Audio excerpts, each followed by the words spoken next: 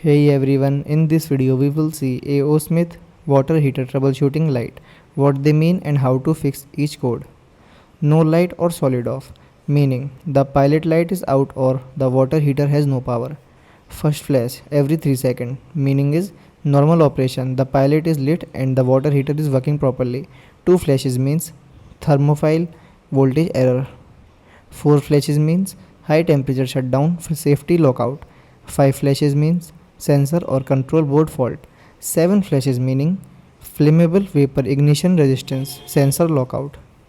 Fixes are: relight the pilot, turn the gas control knob to off, then wait 5 minutes. Follow the lightning instruction on the water heater label, then check if the status light start blinking once every 3 seconds. Second one is check the thermophile connection. Turn off the gas supply, then check the thermophile wire connected to the gas valve. Tighten any loose connection, then restart the water heater. Third one is reset the high temperature limit.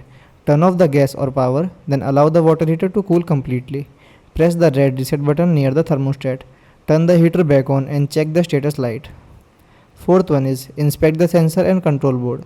Turn off the water heater, then check for loose wiring or moisture around the control board. Secure any loose connection, then restart the heater and check the light. Fifth one is clean the FVIR air intake. Turn off the water heater, then clean dust and lint from the bottom air intake and flame aerator. Then reset the thermal switch if your model has one. Turn the heater back on and check the status light. Thanks for watching.